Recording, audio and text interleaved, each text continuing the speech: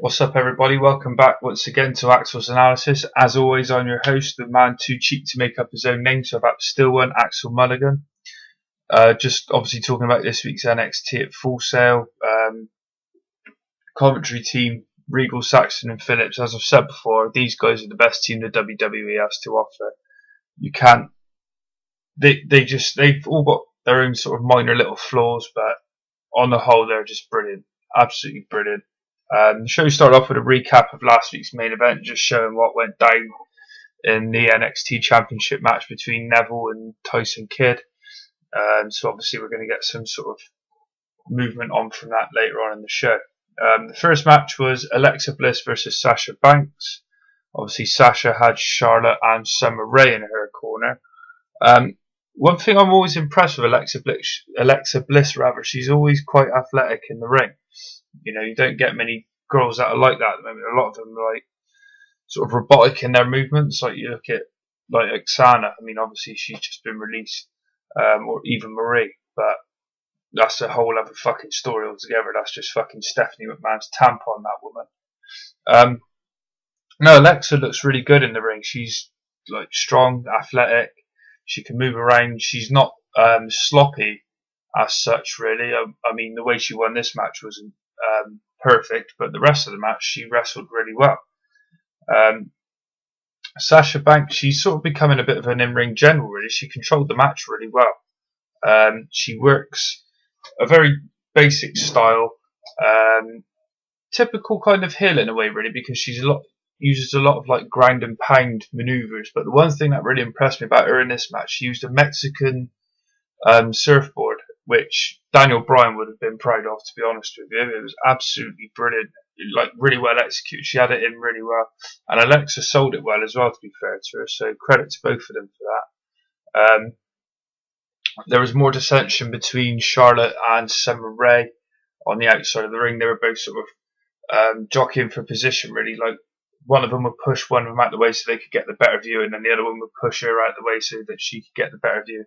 And I'm enjoying how the breakup's happening, really. I mean, Summer's obviously not been there for a little while. She came back a couple of weeks ago, and now it's sort of causing a bit of friction between Sasha and Charlotte as well. I mean, there was a little bit there before, but nothing sort of to worry about, really. But now, with Summer back in the frame, there's a lot more friction between all three of them.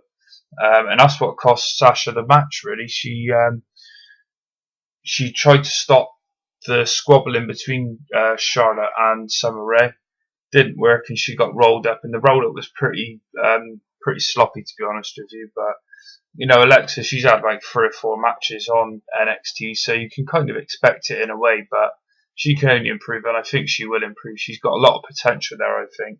I just hope she's not one of these ones, same as Sasha Banks as well. I just hope she's not one of the ones that's going to be there for a little while and got to pursue some sort of modelling career or something. So we'll see how they get on over the next few years. I'm really big on Sasha Banks. I say it every time she's on. She's just one of the most impressive divas on the roster. And I've read this week that her and Charlotte are the next 2 to be called up, which, you know, there are no other divas that could be called up. You know, maybe Bayley, she's a good wrestler. Alexa Bliss is, as I say, she's impressive. There's a few other people as well that are getting into the ring at the live events. Like Devin Taylor, she's been wrestling. She's wrestled a couple of matches, and Veronica Lane, I believe, has wrestled a match as well. So no, it's only looking good for the Divas roster at the moment. So we'll see where they go with it. Next part of the show. Oh, actually, I just want to talk about how the feud's developing between the BFFs. After the match between Alexa Bliss and Sasha Banks, obviously like the squabbling still continued because obviously, you know, Sasha lost.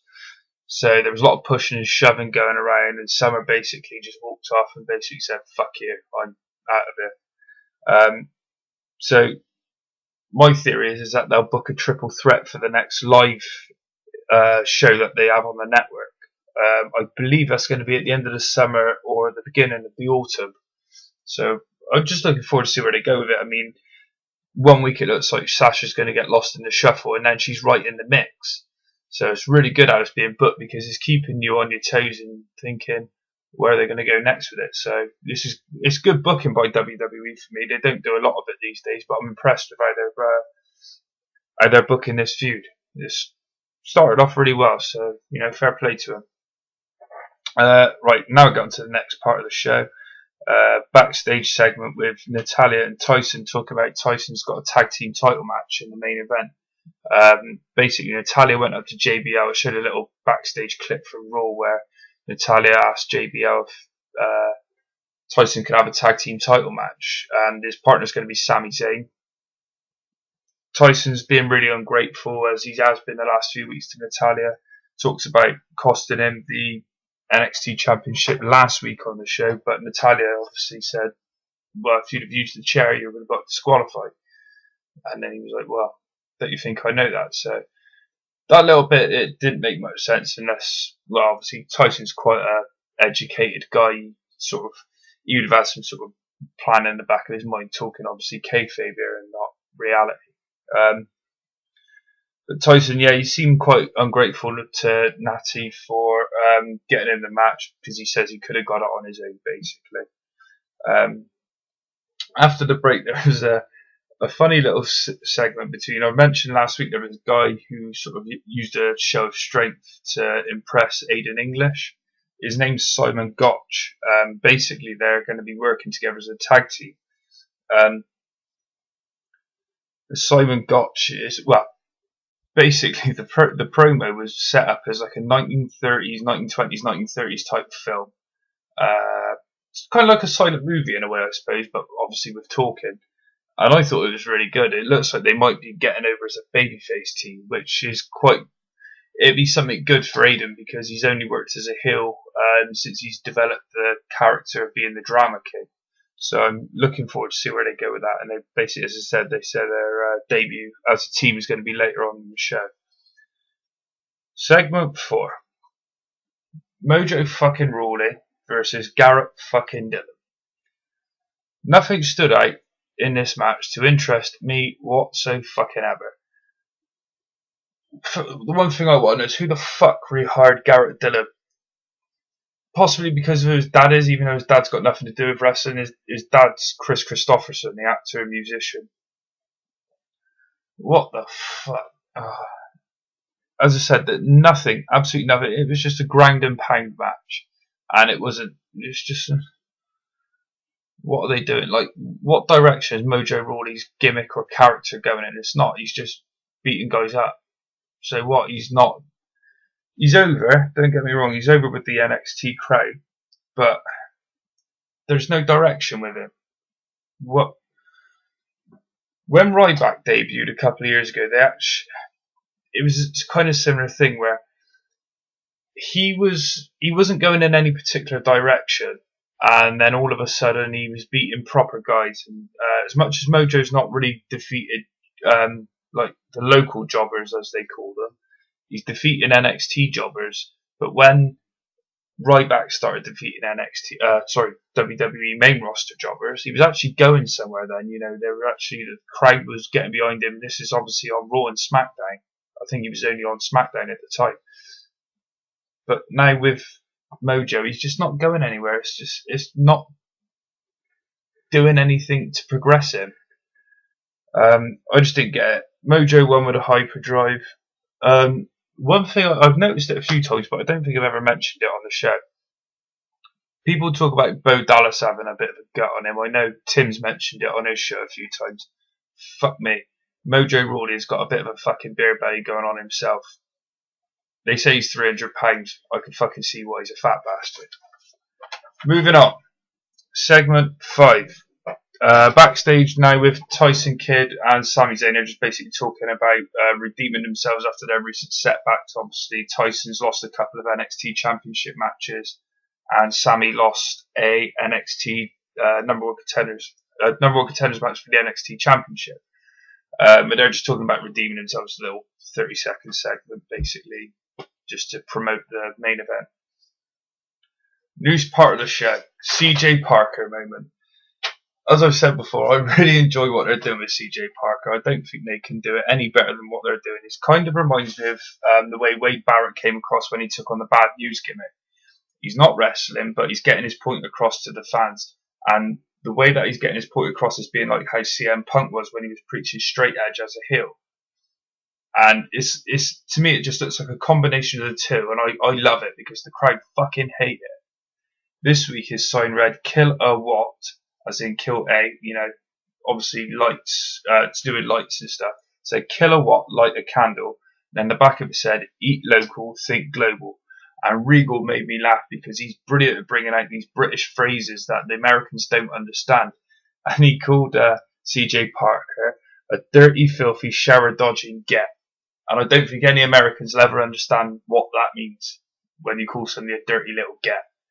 So get onto Google, any Americans that are listening, and have a look, read out for it. I love it the way Regal is on commentary, the way he brings out these British phrases and sayings. One thing that did piss me off about these, and this is where I talk about each of the announcers having their own little flaws. Byron Saxton said, "Preach on, brother," like he's in some sort of church where they're sort of singing happy joy or something. He's not preaching, or he is preaching, but he's trying to get his point across. And is Byron Saxton lighting candles and not using light bulbs? I highly fucking doubt it. I like Byron Saxton, don't get me wrong, but only sort of support guys that you're actually gonna go by what they're saying and not just for the sake of doing it because you're supposed to be a heel commentator. The next match was the debut of Aiden English and Simon Gotch, and they were called the Vaudevillains. And the entrance was fucking brilliant. The crowd loved it. There was a lot of yes chants after they sort of came down to the ring. They had this 1930s silent movie style theme again. And basically, Aiden came out. He had one of these big megaphone cones, and Simon Gotch held the microphone to the other end of it. And I thought he was going to go DX on us because he went, "Ladies and gentlemen, boys and girls, children of all ages." And I thought, fucking hell, we've got a new road dog on our hands, but we haven't. He's sort of promoted the debut of the team, and he did it really well. I like Aiden as a worker anyway, both on the mic and in the ring. But it's just a shame that he's not going to be singing anymore, really, because that really got him over. And the Simon Gotch thing, it's not the same sort of character. I think the team will work, but Aiden's going to need to redevelop his character slightly, I think, which is a shame that he's going to be, or if he does drop the Drama King gimmick, it is a bit of a shame, really, because I do like it. But yeah, they had the same sort of screen effects as what I mentioned with their promo, with the scratchy screen and the 1930s style. It was like a carnival kind of music in a way, I suppose.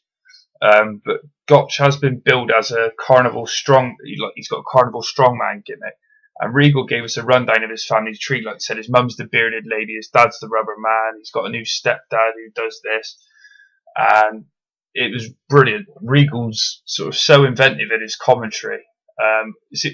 Unless he's being lines to Fed, he's being really inventive and it's worked for him. And he can probably promote it because he worked the carnivals himself in, I think it was in Blackpool.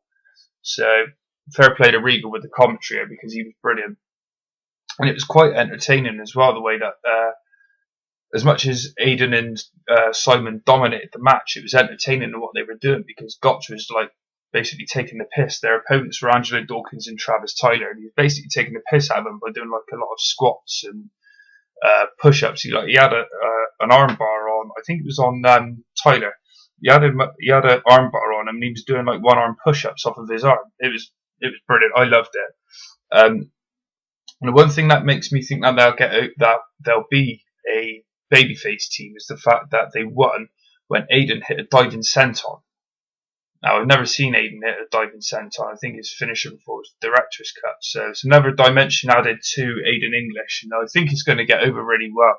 Assuming they don't go and fuck it up like they have done with a lot of things in the past, I think this could be one of the most entertaining teams on the roster.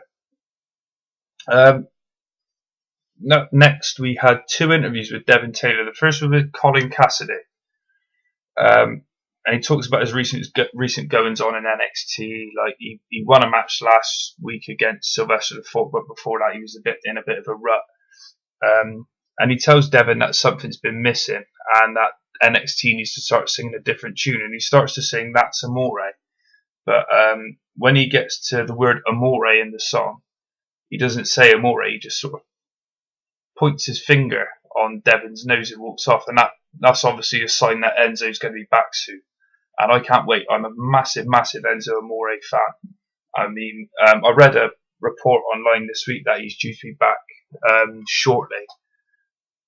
But the way they built it up in this report was that a top NXT star. Sorry, as I said, I'm a big Enzo fan, but he's not a top NXT star.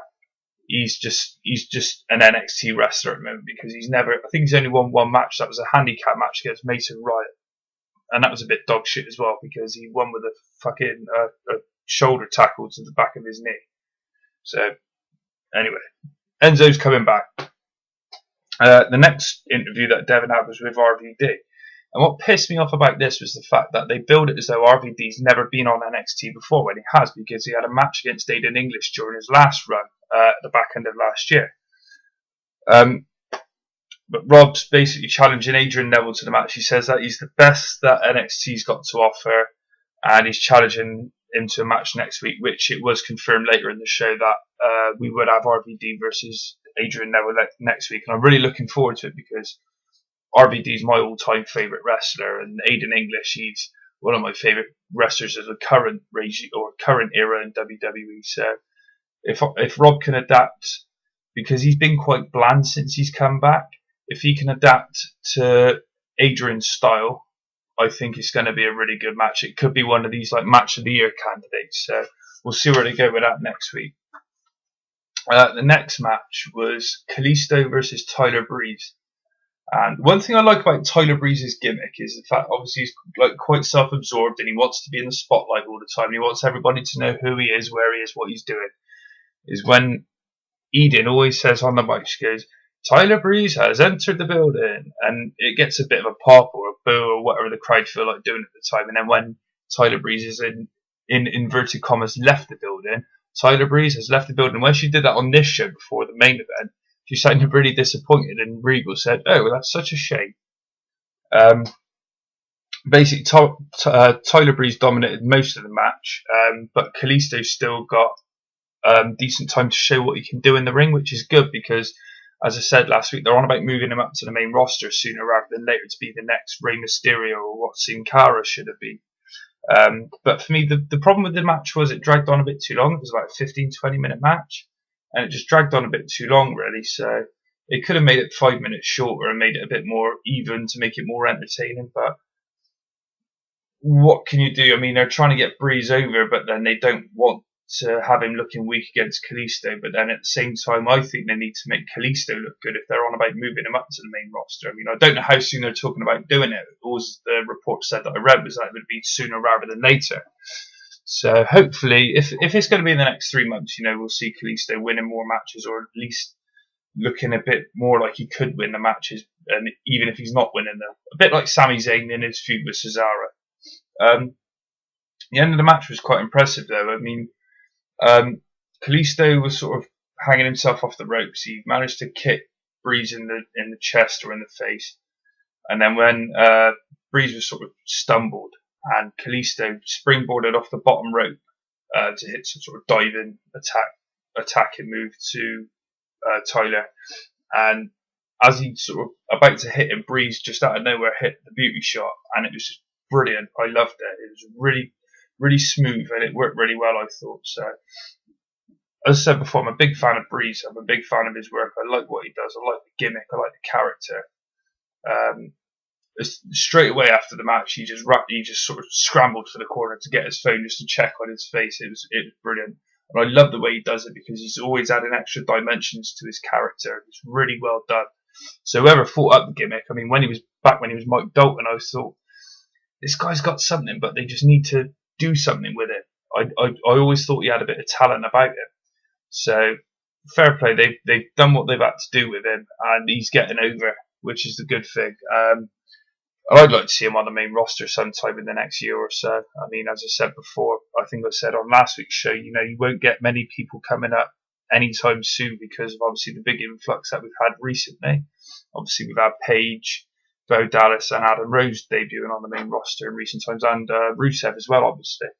So, I mean, maybe if they get like after SummerSlam, second biggest pay-per-view of the year, if they start getting more guys onto the main roster, then obviously because they've had a few cuts recently, obviously there's no 3MB anymore. Well, all aside from Heath Slater. You know, just someone to fill in the spaces where they need to be filled in. And obviously, if people who are already on the main roster need to move up the card or down the card at all, they can do that quite easily with the right booking. But getting the right booking in the WWE is fucking easier said than done at the moment. Main event time: Tyson Kidd and Sami Zayn versus the Ascension for the NXT Tag Team titles. It was a very short match.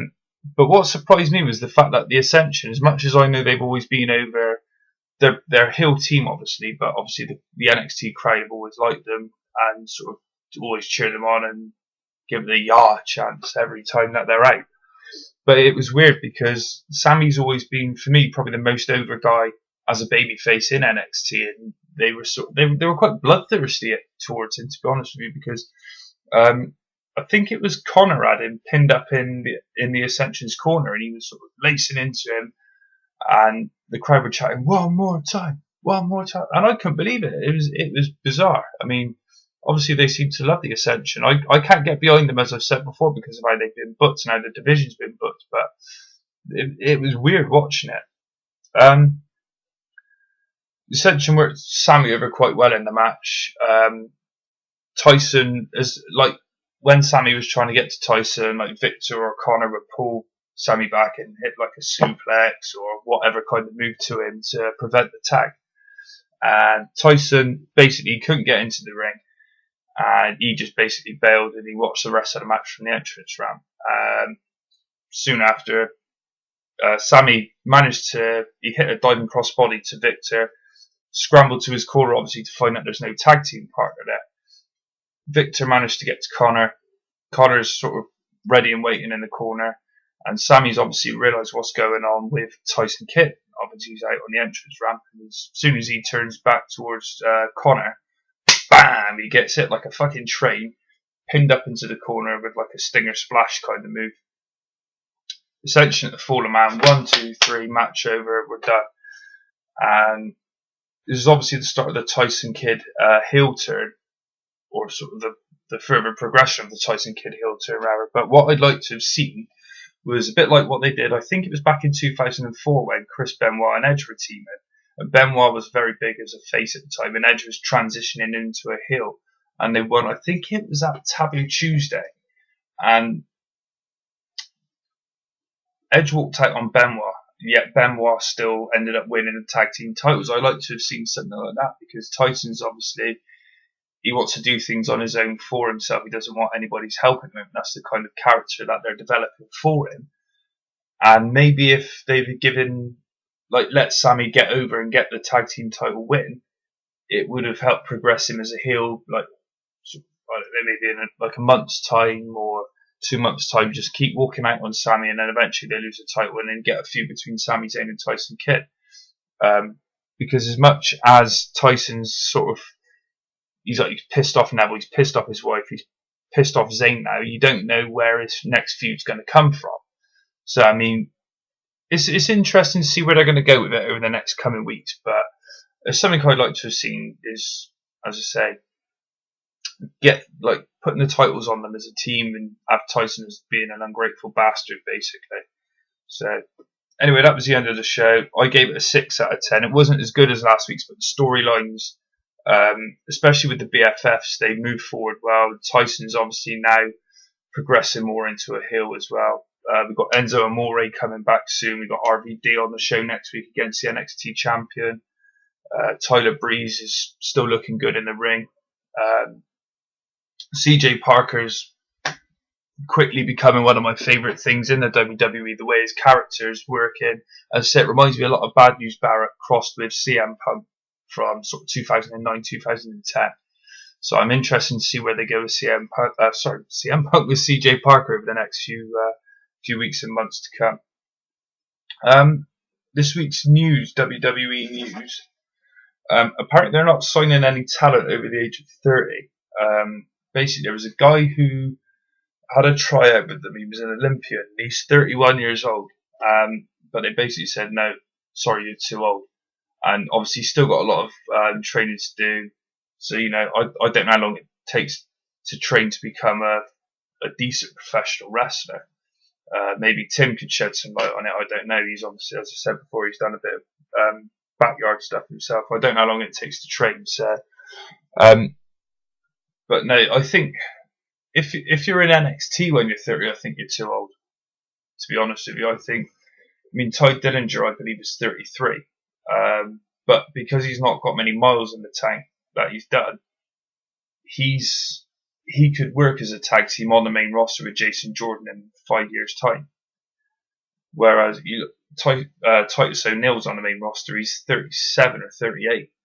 And they turned him heel, and everybody thought he was going to go somewhere, and he hasn't. So Titus ONeil's probably too old to be in the WWE in his current position. Like, let's say, same age as like John Cena. Look where John Cena is and look where Titus ONeil is. They're very different. They're basically at the opposite end of the scale. You've got Titus, who's right at the bottom of the totem pole. You've got Cena, who's right up at the top of the pedestal. So, as I say, it's a good move. I know, obviously, they're talking about signing Kevin Steen. He'd be right on the cusp because he's 29, I think. But, no, it's a good move. Keep the older generation away from it. Just let them work the Indies or TNA, or Ring of Honor could benefit from some guys like that. But no, WWE being the biggest company in the world, they don't want to be getting in the older guys because they're just, in 10 years' time, we're going to be in the same position where we are now. Obviously, what they want to be doing is building up the younger guys through NXT. Like Bo Dallas is 24 years old, Bray Wyatt 26, 27, Kalisto 27. These guys who are in / have just come up from NXT need to be in 10 years' time where Cena is, and maybe beyond, if they're, provided they remain injury free and don't have to retire due to injury or whatever. The second piece of news, this is just more so to do with the main roster, the Divas division. AJ Lee's apparently pregnant.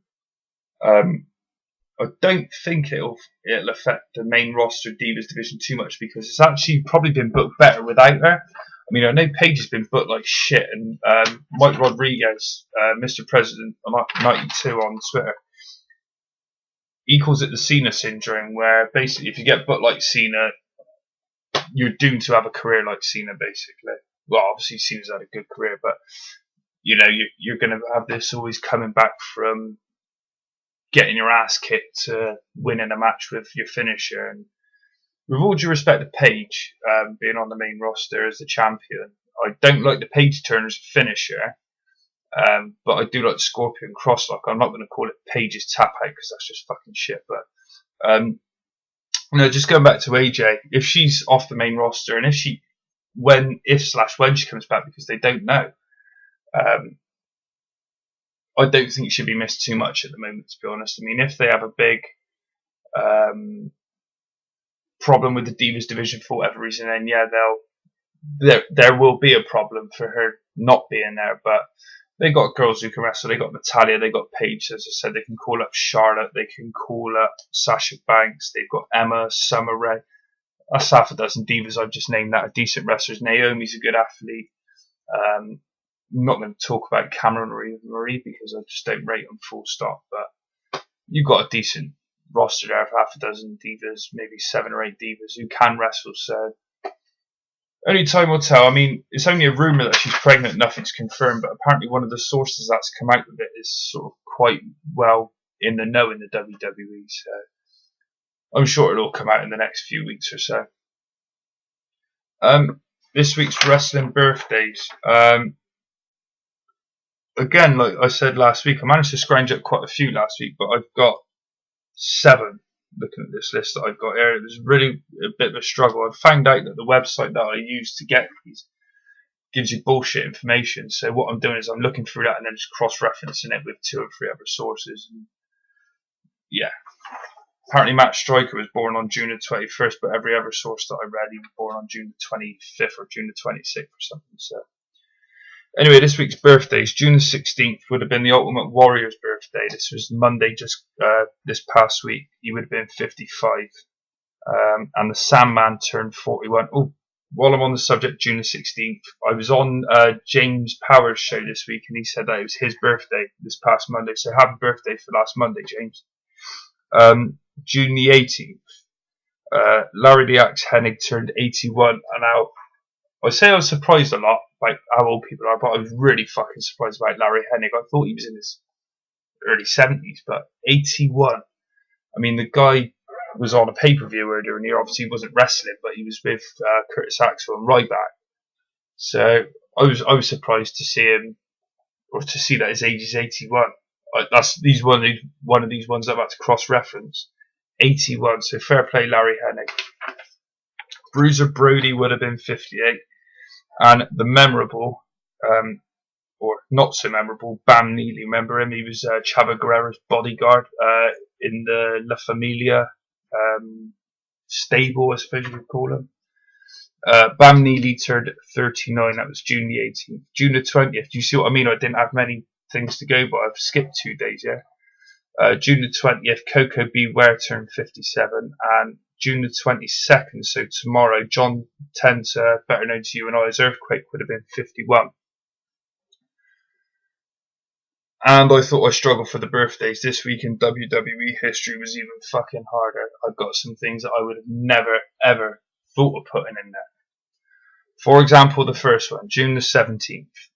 Rob Van Dam defeated X-Pac on Raw in a King of the Ring quarter-final match in 2002. I remember watching that match, actually. King called it the Educated Feet versus the Educated Feet. And I think it was just before X-Pac left the WWE. And you know, X-Pac heat. I don't need to say anymore. June the 19th. Owen Hart. Now, this is one worthy of being in here. 1994, June the 19th. Owen Hart defeated Razor Ramon to become the King of the Ring. I think he won it the year after Brett won it, sorry. And Owen, for me, should have gone on to become at least a one-time WWF champion. Why he never got over enough to become a champion. I mean, anybody who's seen his matches with Brett, like SummerSlam 94, WrestleMania 10, brilliant matches, worthy of main event in a WrestleMania, in my opinion. But why he never became a world champion, I'll never know. He deserved it so much more so. I mean, people say, oh yeah, like Roddy Piper should be. Well, Roddy Piper definitely should have been a world champion. Ricky Steamboat should have won more world championships, or Chris Jericho should have had a longer run as a world champion. Things along those lines. Owen Hart, hands down, in my opinion, the greatest non-world champion of all time. I'm sure a lot of people will agree, and some people might disagree, but you know, whatever your opinion, let me know if you want to. Also, June the 19th, this was from 1997, Stan the Man Stasiak, famous for becoming the man who had a 9-day WWF title reign. I believe it was in between Pedro Morales and Bruno Sammartino's second reign. And he passed away in 1997 due to heart failure. He was 60. As I say, he had a 9-day title reign. I believe he's either the uncle or the father of Sean Stasiak, who was in WCW. Don't quote me on that. I think I'm right, but I could be wrong. June the 20th edition of SmackDown in 2000, Rikishi defeated Chris Benoit to become the Intercontinental Champion. And that's not the last that we're going to hear about Chris Benoit. Rey Mysterio defeated CM Punk. This is June the 20th again, 2010. Rey Mysterio defeated CM Punk, Big Show, and World Heavyweight Champion Jack Swagger in a Fatal 4-Way match in 2010 at the Fatal 4-Way pay-per-view to win his second World Heavyweight Championship. And June the 21st, Pedro Morales defeated Luke Graham to retain the WWF Championship in 2001. 1971, sorry. This week also marks the week of the Benoit family tragedy. I don't remember the dates because they were all here, there, and everywhere. I don't really want to talk too much about it because it's quite a sensitive subject, but I thought it was worth mentioning anyway. Obviously, everybody who was a wrestling fan back in 2007 knows what happened, or allegedly happened. I've always sort of kept an open mind about it, but obviously the believed event was that Chris Benoit killed his son. Daniel, I believe, was 7 at the time. His wife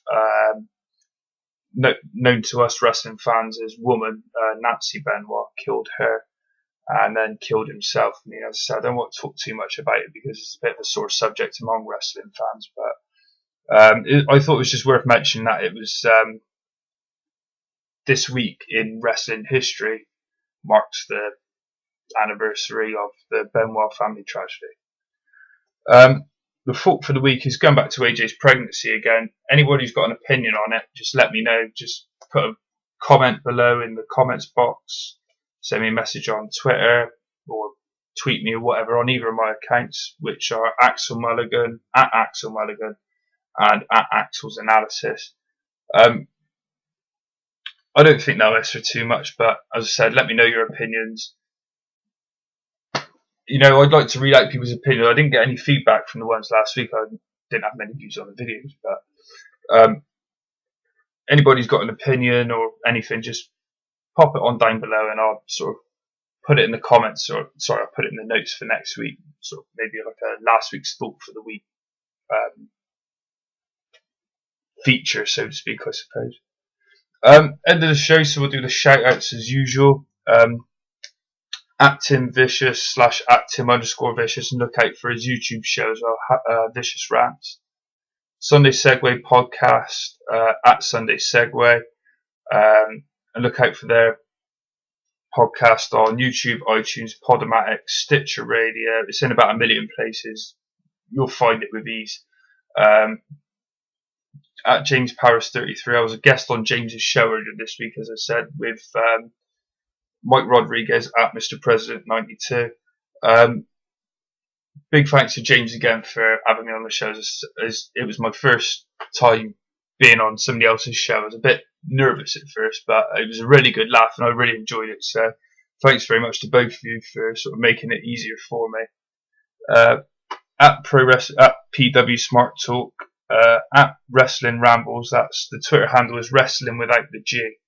And then at Tony Walker, look for Tony's his podcast as well on Podomatic and YouTube. I don't know if he does it anywhere else, but I'll find out from him. It's called the Wrestling Matters Podcast. He's got a got a Twitter page as well for the podcast, which I'll put down below. I can't remember the link for it now, but I'll put it in the notes below. Thanks very much for listening again this week, guys. I said, if you've got any opinions on the shows or how I put my show across, just leave a comment below or send me a message on Twitter. Thanks to everybody who does listen. I've had a few sort of good comments passed around on Twitter recently, so thanks to anybody who's done that, and I'll see you again next week.